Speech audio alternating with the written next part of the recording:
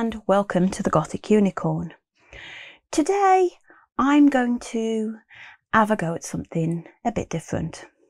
Still very much miniature based, but I got to thinking, what if I set myself a challenge?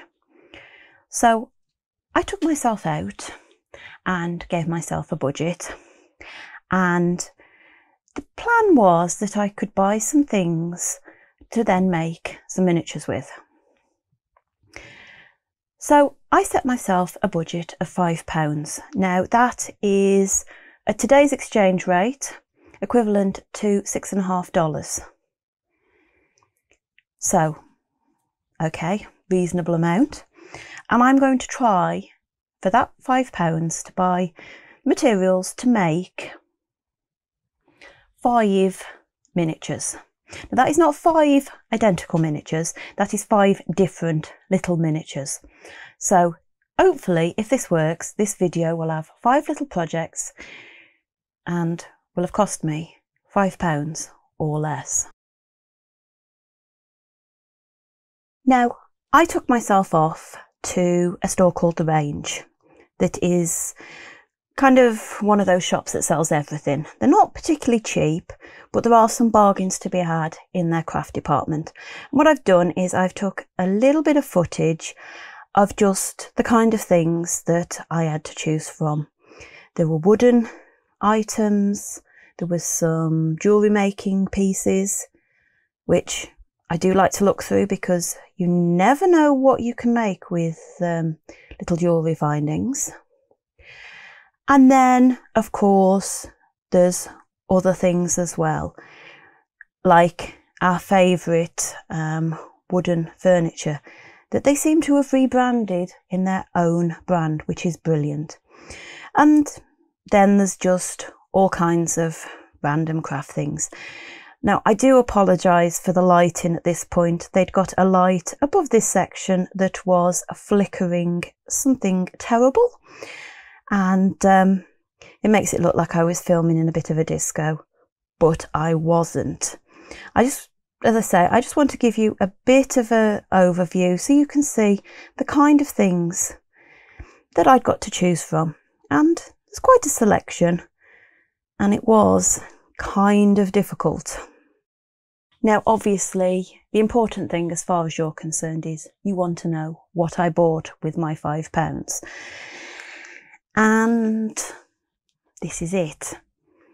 I was kind of clever, as I thought, and I managed to get 6 items.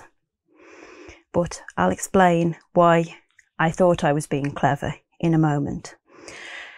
I have bought some pipettes. These are brilliant and they come at a really good price, and you can use both ends, the bits in the middle. There's lots of possibilities there. I've got a few ideas with those. So that's my first thing I bought. Then I bought some more of these craft storage containers. I don't use them for storage. They've appeared in a couple of my videos now, and I do like them. So we've got some of those. We've got some wooden tags, which I've got at least one idea for. Might be able to come up with another one with that, not sure. We've got some jute trim, which I'm really hoping will work the way I want it to. We've got some jewellery findings. These are little Diablo spacers that you'd normally use between beads if you were making a bracelet or a necklace. And I really like the look of those. I've never spotted them before. And then we got what I thought was my bargain, which was a whole 19p, which are some silver square sequins. And I thought, great, because both of these were less than £1 and I'd got enough pennies left over to pay for them. And I thought, brilliant. And then I went through the checkout. And I thought, this doesn't add up. I had some other things as well, which you don't need to know about. which is why I've printed out what I've spent. Hopefully that's showing up quite nicely, because the jewellery spacers came through at 19p as well. So this lot all came to a total of £4.12, which, if I've got this right, means that I've actually spent closer to $5, which I think isn't bad. So I'm now going to clear the table and we're going to start making. In addition to the items that I've bought, I am going to limit what else I use. I'm going to use my paints because I just couldn't justify spending money on paint when I've got perfectly good paints here. I'm going to use my glue, and I'm going to use my scraps. Now my scraps are a combination of whatever's lying on my desk, which is quite a bit at the moment. I really need to tidy it up. And also the bits that are in my recyclable drawer. I've got quite a big drawer container thing, which has got blister packs, which is what caused that. Not one I was trying to do anything with, one I was actually getting some meds for my husband. I managed to cut myself. I've got bits of cereal box, food packaging, all things like that. And then that is also where I will throw little bits that are left over from doing other projects. I've also got a few random little bits in there that I probably have forgotten about. So I'm going to limit myself to those sorts of things and basically try and use hardly anything apart from the stuff I've bought. That is the plan anyway. For my first project, I'm going to use one of these little storage containers, and I'm going to use the jute trim. Now this was actually inspired by somebody who had made some garden pots using paper and lace ribbon. Now I didn't see any lace there today that was within my budget that I like the look of, but I did like the look of this jute trim. I've just got to be careful with it because, of course, with jute being quite a rough string, it's quite fibrous in places. I've actually cut a piece off because I was having a look to see if it would actually work the way I wanted it to. So what I'm going to do is I am going to attempt to glue this around my container and give it some detail. Now at the moment I do that and it looks quite naff, to be fair, but we are going to actually make this look like it's metallic. So it's time to get the glue out and get messy. The trim has been stuck on and the glue is drying. I've used rather a lot of glue. I put glue on the back to begin with, and then I've used more glue over the top to try and tame some of those little flyaway bits. I've been round with the scissors and trimmed some of them off as they've started to sort of set, and I will be taking a few more away even. Now, what you could do, string. This is just ordinary string because my jute string isn't on my desk. This ball of string is for some reason. And I'm just going to take a piece and some glue, and I'm going to put it around the top. Now, obviously, if I used the jute string, it would give it all the same effect. But this will just give me more of a interesting top to my pot. So we'll start off with that, and we'll start with the one end at approximately the back, And all I'm going to do is I'm just going to lay this onto the glue. Now, if you didn't have the lace or trim like I've bought, you could do this and put a ring of string around the top of your pot, and maybe about a third of the way up, maybe. Now, there's me making some right weird and wonderful noises because things don't want to stick properly. But as I say, if you went for a ring of string around the top of your pot and then some more about a third of the way up, you would get a look that is actually done on real plant pots. Now I'm just going to put some extra glue onto the ends, try and keep those loose bits in place. Fingers are actually better than cocktail sticks for this because you can work it in with your finger. And what I will probably do is I will probably apply some more off camera, but you get the idea that now I've got a pot that's got a sort of rolled top instead of a flat top, and that has totally transformed that storage container. Obviously now I need to let things dry, and once it's dry we're going to give it a sort of zinc kind of effect. So let it dry and I'll start with the painting. The paint on my little pot is dry.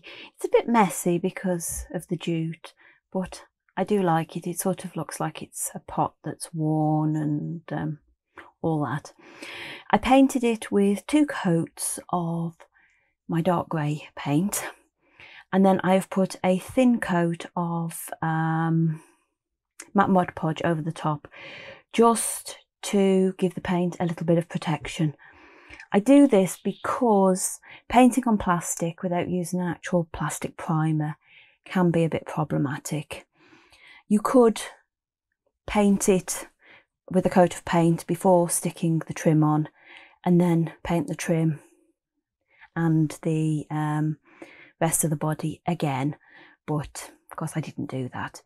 Now I've got 2 more paints here. I've got a metallic silver and I've got Storm Cloud, which is a very pale grey, that I'm going to use for dry brushing to give the effect of sort of aged galvanized zinc kind of pot. At least that's the idea. I think this is how I did it in the first place. I can't rightly remember. I may have given it a coat of the metallic silver and then gone over it with another grey last time. I'm not sure. My brain is not playing. So I've got my brush, I've got my bit of paper towel to dab my brush off on, and that's what I'm going to do next. With the dry brushing completed, my pot is done. Is it the best I've ever made? No. Will it work somewhere in one of my miniature scenes, dollhouse rooms, what have you? Yeah, I think so. This is definitely an idea that I'm going to experiment with further, but I like it, and that's one done. For make number 2, I'm going to be using one of these wooden tags. Now when I saw these, I was struck by just how much these look like some of those chopping boards you can get that are designed to be hung up. And I thought, that's something I could use. So that's why I bought them. But obviously, just saying there's a chopping board, that's not really making a miniature.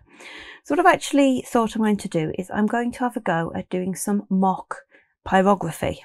Now, pyrography is where you use heat and in effect burn a design into the wood. I hope I'm pronouncing it right. I think I am. Now, obviously, if you've got the tools and you've got to find enough end to the tool, you could probably do it on a piece like this. I don't have the tool, so I'm going to have a go at, as I say, some mock pyrography. So that's the plan for this, is to turn it into a decorated chopping board.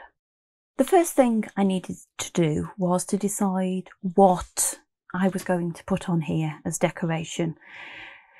Now, I've decided to steer clear of the obvious pentagrams, because if you reverse them, they go from being good to evil. And I've got enough of a problem with somebody who likes coming along and disliking every video I do that is spooky and especially witchy themed.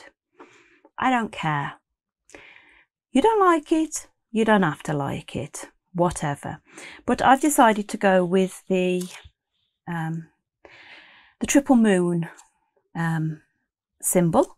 And all I've done here is I have found the image that I wanted as just an outline image on Google, and I've printed it out. I actually printed it out at 2 sizes. I was going to go with the bigger size, but I think that I'm actually going to go with the smaller one, because that then gives me a little bit of room to do some kind of a board around it if I want to. So that's my image, and all I've done is I have rubbed a pencil over the back of it. I'm going for the really technical method of a pencil over the back, and then I will draw over it carefully, and hopefully that will then transfer some of that, so I've got the image transferred onto my little chopping board. So that's what I'm going to do, and then I'll come back and show you how it's worked out, and what I'm going to do then to make it look like it's been burnt in.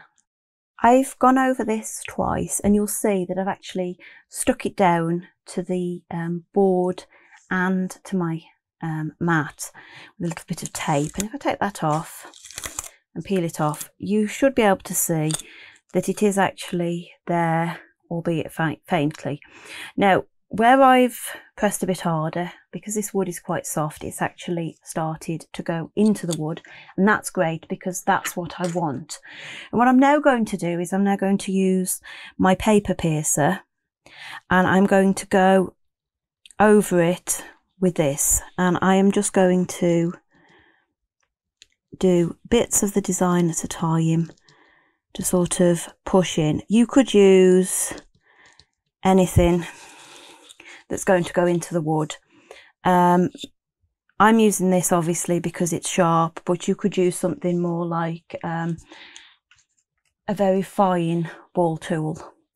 That would, and actually if we try this, that will actually leave, yeah, that will leave a line. If we go around the lines we've got quite carefully, that will leave us a line, so it gives us an indented image. I'm not worried at the moment about actually having a visible image. I want it indented so that I've got somewhere to put the material for the next stage. Yeah, I think that's going to work. So I'm going to finish this off, and I'm going to come back and we will add some colour to it. To add the colour, I'm just using a pencil crayon in a dark brown shade, and I'm just going around the design. I've obviously added some little dots to the corners. I could add more between it, but I'm not sure if I will or not at this stage. And all I'm doing is just using the pencil crayon to go around the indented lines and colour it in. You could use ink if you preferred, but that could spread. You could use paint if you've got a very fine hand and you fancy painting with the end of a toothpick. But I think this will be quite adequate for what I want. Just to finish it off and add a little bit of colour, I've threaded a little bit of embroidery floss through the hole, and then I've tied it a bit further up so that you can still hang it up with the thread. You could obviously just hang it up by the hole, but I think this might just add a little bit of something extra, and it just could add a little bit of colour to a scene. Obviously, if I decide that's not needed, it's really easy to remove that. It's not glued in any way, it just needs to be unfastened. But there it is, make number 2. Make number 3, I am going to be starting with the pipettes. Now, pipettes are normally used for adding drops of liquid to something else. I've got some because of using them with some inks back when I did paper crafting, but they cost me a lot more than these did. These are not very strong as they go, but I don't want to use them for anything important. Well, no, I don't want to use them for anything that's likely to damage the materials. Now, I wanted some of these because I've got some ideas for doing some sort of science equipment-y type things, and these will be perfect. But they're also going to be great for my next make, and this is something that is, I call it an oldie but goodie. It's one that I haven't personally done myself before, but I've always wanted to give it a go, so we'll give it a try together. I'm going to start with my scissors, and I'm going to cut off the end of the pipette immediately below the measurement markings. We'll put the rest of it aside for the time being. What we've got now might give you a clue, because it looks somewhat like a sort of champagne flute type glass. Now, I think it's actually too long. I think we need to cut off the bottom like so. I'll put that bit aside as well because I haven't cut it straight now. Now, I'm only going to be making one. I'm going to get my knife and try and level that up a bit better. That might do it. And we're just going to use the one, and we're just going to see how this goes. And I think I need to cut it down a little bit from the top, but what I'm going to actually do is I'm going to get my little ruler, and I'm going to look at it, and I'm going to look at how tall it is. And that is way, way, way too tall. That is over an inch, so we're going to have to cut it down a bit. So I'm going to cut a bit more off the bottom, and that has shot off into the ether of the craft room, probably never to be seen ever again. And I'm going to repeat that about here. Again, I'll put that aside because now let's have a look at the length of the height to that one. That's more like, that's a bit over, yeah, that's about 5/8 of an inch. That is a bit more realistic for 12th scale. So I've now got the basis, if you can call it that, of a sort of champagne flute type glass. Now, obviously, for this to turn into an actual glass, I need something to make a base. And I did consider using the sequins that we bought, but they're a little bit on the big side, although they would be kind of cool and sort of modern. So what I've done is I've pulled some packaging, I'm not sure what it had in, out of my scrap drawer, and I have punched, you can see that on my hand, a little circle which is probably less than 1/4 of an inch or thereabouts, with one of my hole punches, and that is going to make the base of my glass. Now I'm going to add some glue to the bottom. And I've let this glue sit for a while, so it is quite sticky. And I'm just going to pop that on there, and hopefully it will hold itself in place. Now I'm going to leave this to dry for a moment, and then I'm going to show you what I've done. I don't want to move it yet because I'm worried if I try and pick it up, the bottom's going to fall off. And that could get messy. My little glass is now stuck. The glue isn't completely dry, so it's still showing up as white, but I'm hoping that once it does dry, it'll just look like that sort of lump of glass you get at the bottom of this sort of piece. Now, if you'd got something that was a bit wider, you could make a Pilsner glass, and I've actually just realised this would make a perfect measuring beaker for my scientist. So it might get repurposed yet, but I'm quite happy with this little piece of glassware. I think it could work quite well. You could obviously put a little bit of coloured resin in there so it looks like there's something in the glass, but yeah, there we have make number 3, and I'm quite pleased with it. For make number 4, I'm going to be honest, it's so easy that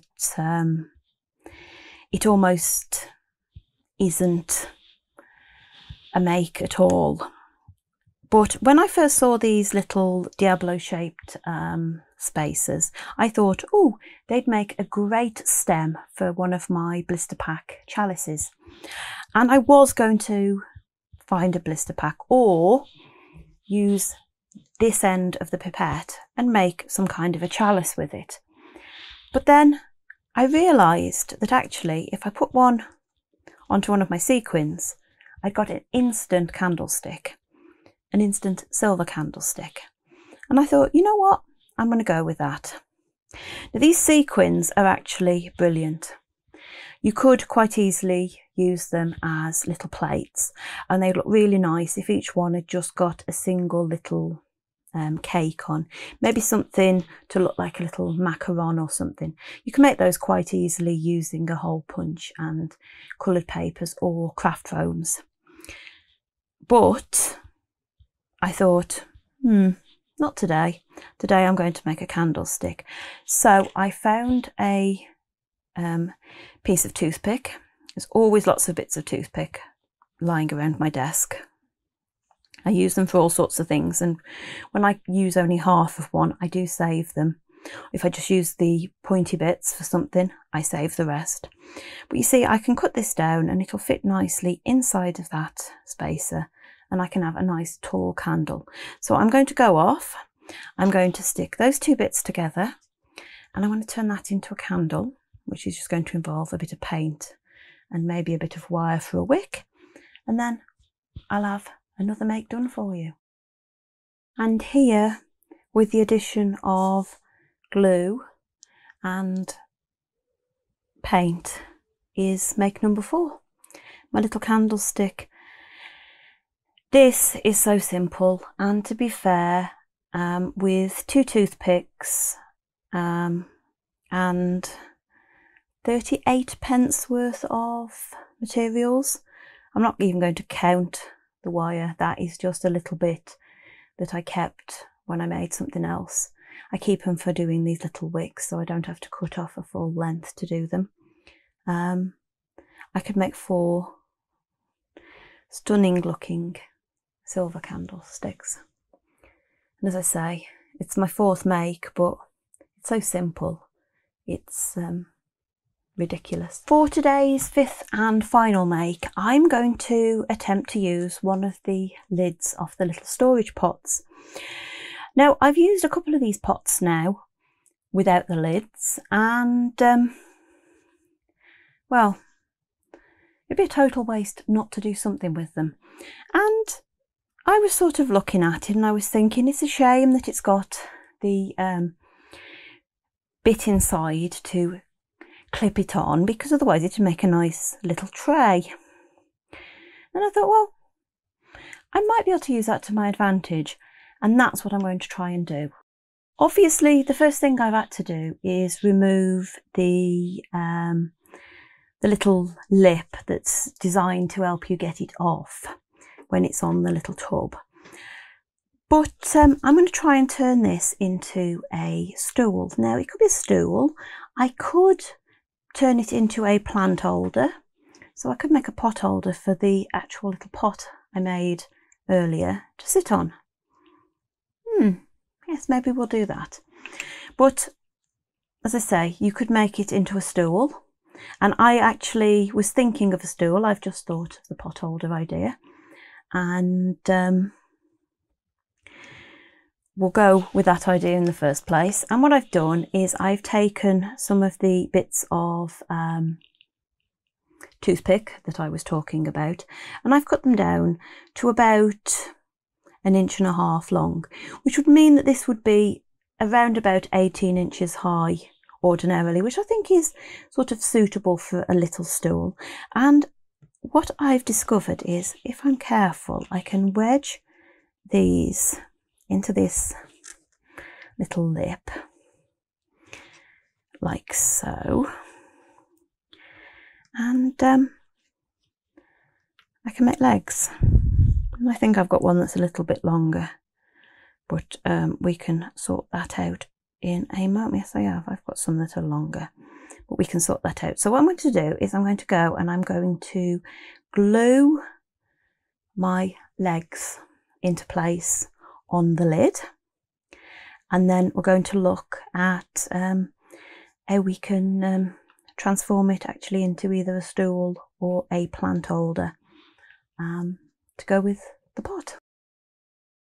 With the legs in place, I can sort of see what I'm looking at, and I'm thinking that this would make a nice little stool. Just paint the top, paint the legs, job done. But I'm thinking if I was to put some more of the jute trimming around there and paint the jute trimming, I could actually make it look like it went with the pot. And then I'd have the choice of either displaying them together or separate. I'm not sure. I kind of want to use the jute again, but I'm really struggling to decide today.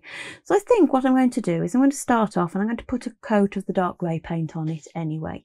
If I decide to paint it differently, it'll just give me a good undercoat. Otherwise, it'll allow me to stick the trimming on, and we'll see where we go from here. I gave my little stool a coat of grey paint, and I left it overnight because with painting plastic, I find it's best to give it a good long drying time. I came back to it this morning and I thought, I want it to look like a stool, so I'm going with the black seat, which I've given it one coat of black paint. I'm going to give it at least another one, and then I'm going to give it a coat of Mod Podge. I've got the matte out, but I might actually use the glossy Mod Podge to make it look like the seat is some kind of shiny vinyl. Then I'm going to paint the legs with some silver paint, and then I'll give them a coat probably of the matte Mod Podge. See, I'm not worrying at the moment if I get some black onto the legs, because it won't be too obvious under the silver as long as I give it a good coat. But I think I am going to turn this into a little stool. I've tried Grandmama on it and she can sit on it quite comfortably, so I think it would make a nice sort of modern piece.